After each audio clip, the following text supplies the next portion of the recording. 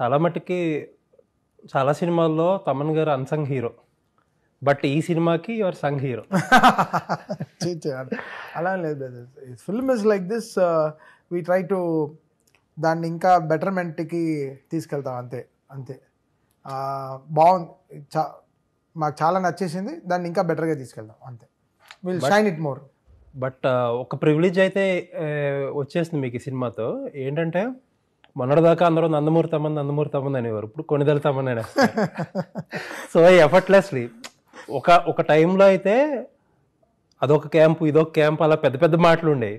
ఇప్పుడు అసలు ఏం లేవు, మీరు విత్ ఇన్ మ్యాటర్ ఆఫ్ వీక్స్లో అటు ఇటు వెళ్ళిపోతున్నారు.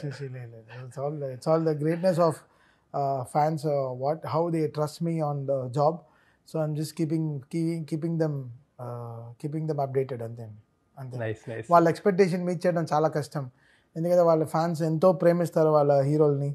కట్అవుట్లు పెడతారు, అది చేస్తారు, పాలాభిషేకాలు చేస్తారు, అది చేస్తారు, ఇది చేస్తారు. So we understand the fans very deep అండి. అవర్ ఇండస్ట్రీ చాలా గొప్ప ఇండస్ట్రీ. మనకి ఉండే ఫ్యాన్స్, మన ఇండస్ట్రీలో ఉండే హీరోలు కానీ మన ఫ్యాన్స్ కానీ అసలు అన్బీటబుల్ అండి. We have the best people around, we have the best heroes around. I think superior అండి. ఇన్ఫ్యాక్ట్ ఏంటంటే మీరు ఫ్యాన్స్ అన్నారు కాబట్టి చెప్తున్నా, డైరెక్టర్స్ ఫ్యాన్స్ ప్రెజర్ తీసుకుంటారు, అక్నాలెడ్జ్ చేస్తారు. హీరోస్ ఫ్యాన్స్ ప్రెజర్ తీసుకుంటారు, అక్నాలెడ్జ్ చేస్తారు. రేర్లీ టెక్నీషియన్స్ చాలామంది అక్నాలెడ్జ్మెంట్ ఉండదు. తమన్ గారు ఒక్కళ్ళే ఫ్యాన్స్ గురించి మాట్లాడతారు, ఫ్యాన్స్ని అక్నాలెడ్జ్ చేస్తారు.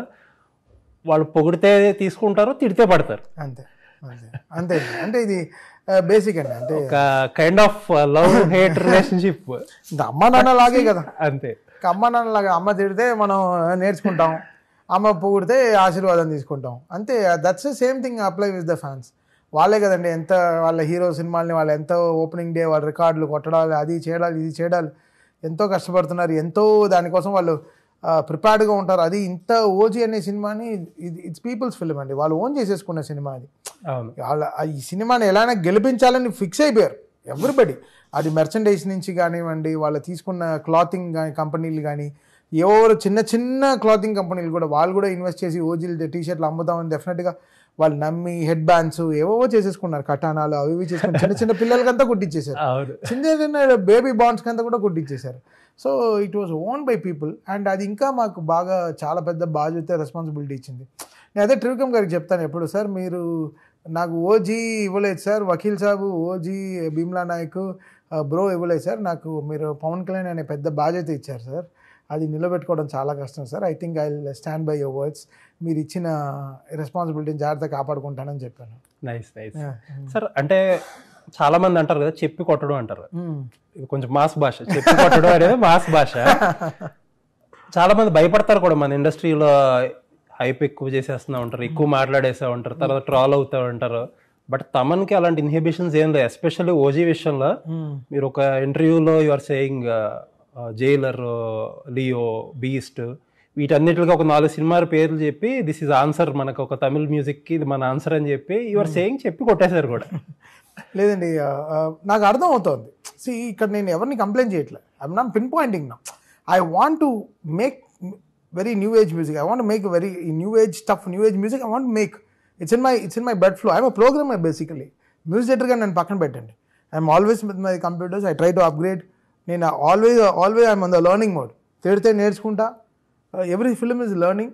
You stop learning, you stop existing. I follow that. నా స్టూడియోలో అదే ఉంటుంది, దట్ రైటింగ్ ఉంటుంది. You stop learning, you stop existing. అంతే, నేను నేర్చుకుంటా. ఇతన్ని సంతోష్ నారాయణ బాగా చేశాడు ఆ కల్కిలో, ఏం చేశాడు, ఓకే, ఇలా కూడా చెప్పొచ్చా.